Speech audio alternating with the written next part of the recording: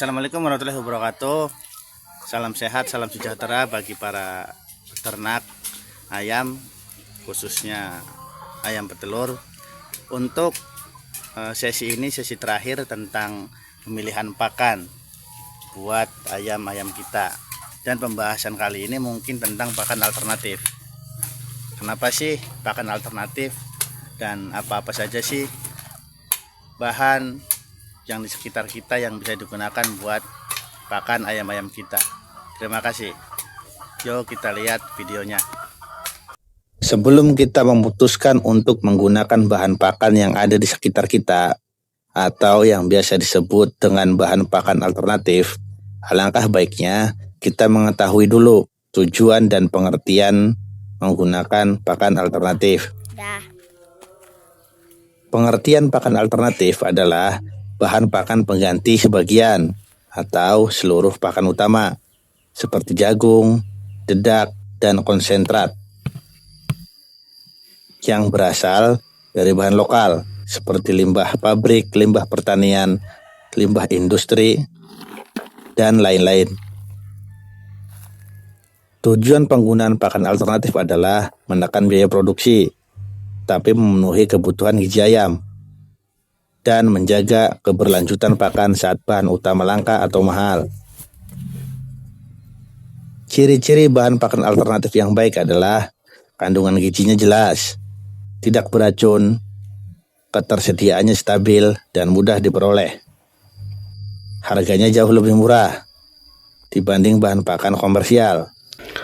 Bahan-bahan yang digunakan untuk membuat pakan alternatif sebenarnya sangat beragam dan banyak sering dijumpai di sekitar kita.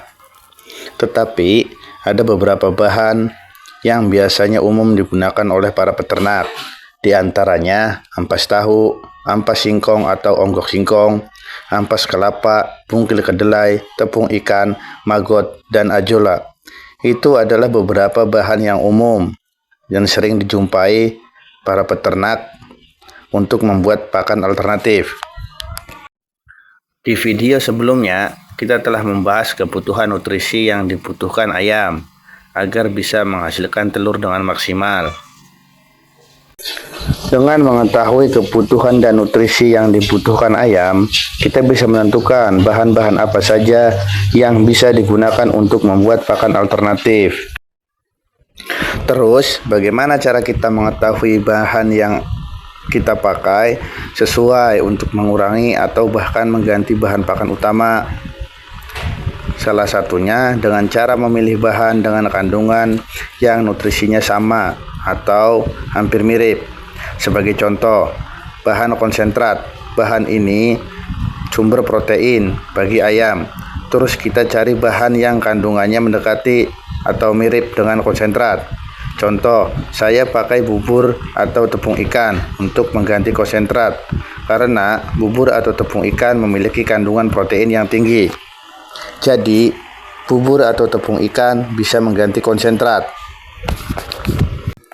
Contoh kedua, jagung. Penggunaan jagung dalam pakan hampir 50% dalam total pakan yang diberikan kepada ayam. Jagung merupakan sumber karbohidrat atau energi untuk ayam. Untuk mengurangi biaya produksi, bagaimana caranya? Salah satunya, jagung dicampur dengan onggok atau ampas singkong karena onggok atau ampas singkong tinggi sumber energi. Jadi, peran jagung yang 50% dalam pakan bisa diganti sebagian dengan onggok atau ampas singkong.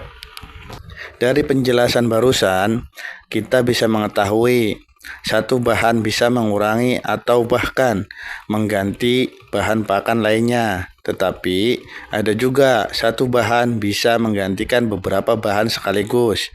Kita ambil contoh, ampas tahu. Ampas tahu bisa menggantikan sebagian dedak, sebagian jagung, dan sebagian konsentrat. Jadi, penggunaan bahan pakan alternatif sangat membantu buat para peternak skala kecil atau skala rumah tangga karena harganya terjangkau. Terus untuk kebutuhan vitaminnya gimana?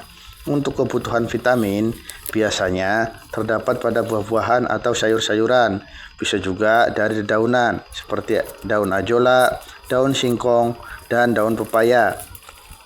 Sebagai contoh, ini adalah pakan alternatif yang saya buat ayam-ayam saya, yaitu ajola, salah satu sumber vitamin, ampas tahu dan ampas singkong yang sudah dicampur dan difermentasi, bubur ikan, kalau dijemur bisa jadi tepung ikan, jagung giling, pakai jagung rebus juga bisa, dedak atau bekatul, larutan prebiotik, dan gula. Untuk cara pembuatannya, pertama, masukkan larutan probiotik 2-4 tutup botol. Larutan probiotik adalah sumber bakteri baik, sangat bagus buat usus ayam. Terus masukkan gula 2-3 sendok teh untuk mempercepat berkembangnya bakteri baik. Masukkan bahan-bahan yang tadi sudah disiapkan, seperti ampas tahu dan ampas singkong yang sudah dicampur, ajola, tepung ikan, jagung giling, kadang juga saya pakai jagung rebus. Terus masukkan dedak, aduk semuanya hingga benar-benar merata. Setelah diaduk, hasilnya jadi seperti ini. Dan ini bisa langsung dikasih ke ayam-ayam kita.